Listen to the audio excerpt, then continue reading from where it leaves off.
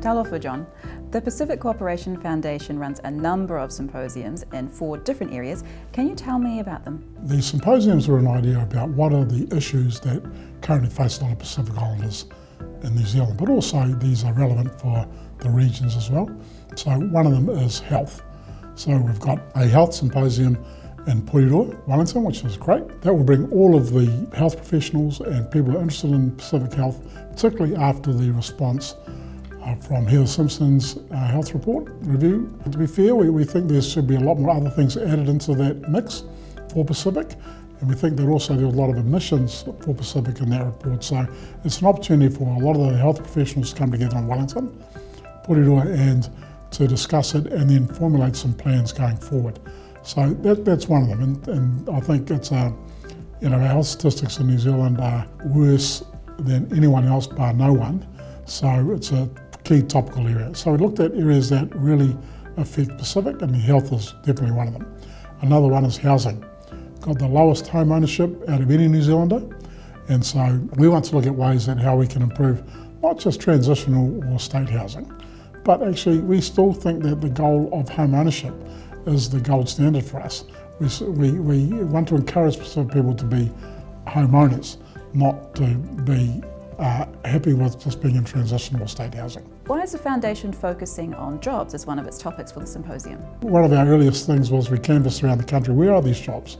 And so we met with the Dairy NZ Chief Executive, and he said, well, there's about 1,000 jobs right now in agriculture and dairy.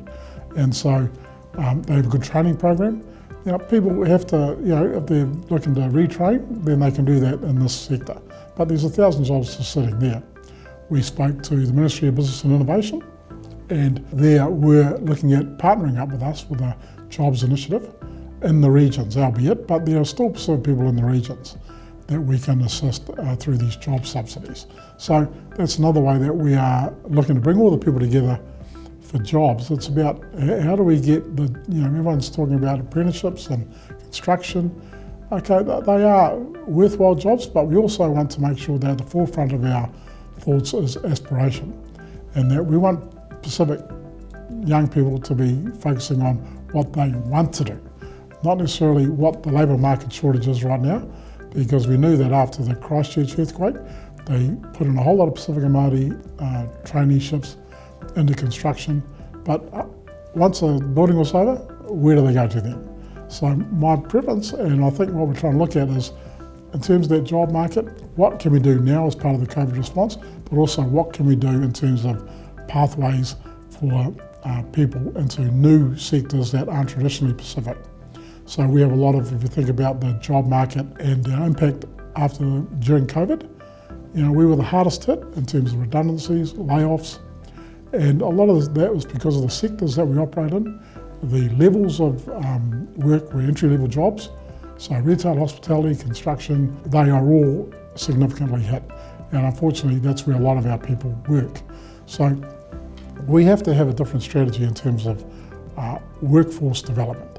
And we want more of our Pacific kids in science, technology, engineering, arts, mathematics.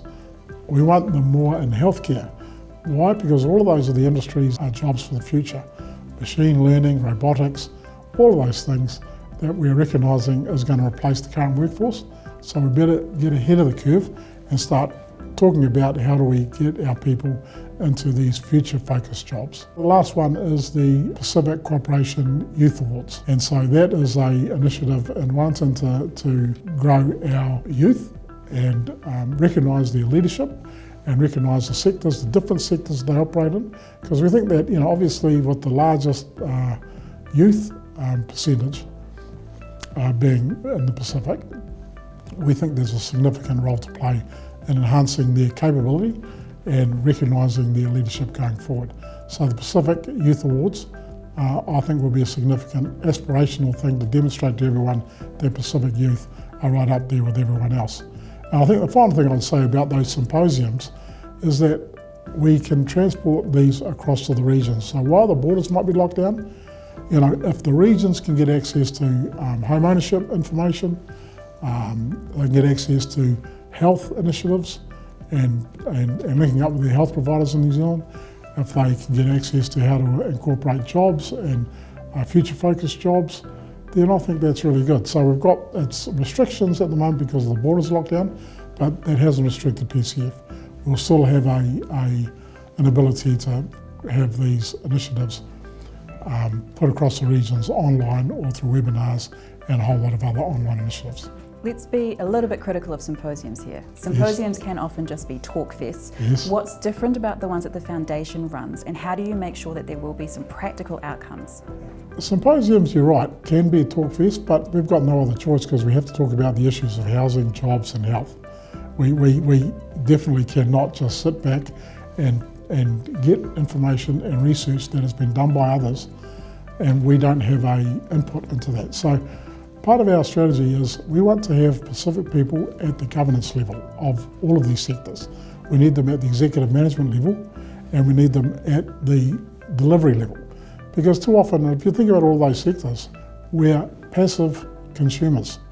Housing is whatever's available, that's what we take. Health, same thing. We just go along when we're sick and whatever's given to us is what we take.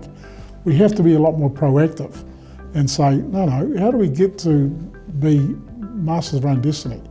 And so part of that is ensuring that we have these groups that come together, people who've got a lot of information, a lot of ideas, and then we can write those ideas up and then have a strategy about how we advocate going forward. Because part of our problem across all of those sectors is advocacy. We're a fairly agreeable group, I would say.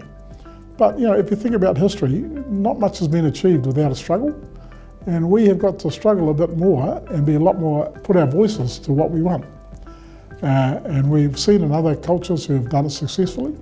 But because of our own cultural backgrounds, we tend to rely on our ministers and our chiefs to do all the talking for us. But I think we've got to make sure that their voice is actually moving us forward. We're in the age of meritocracy now, so merits is what is the currency. And so we've got to learn, we've got to come up with our own solutions, and then we've got to advocate for them. We can't keep on just sitting back waiting for things to come back to us.